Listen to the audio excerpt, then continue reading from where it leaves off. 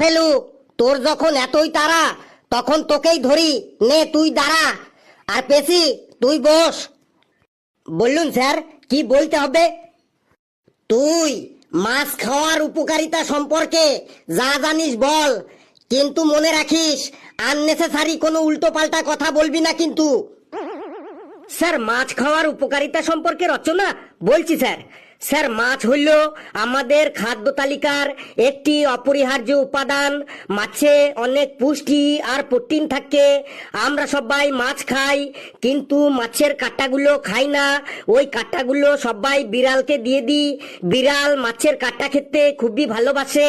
এই বিড়ালের তুলতুলে মার্কা 4টি পা আছে, পেয়ারা পাতার মতো 2টো কান আছে, বোতল পরিষ্কার করা ব্রাশের মতো একটা লেজ আছে, হলুদ রঙের গুলির মতো 2টো চোখ আছে, করাতের মতো ধারালো 30টা দাঁত আছে, 4টে পায়ের প্রতিটা আঙুলে মাছ ধরা বড়শি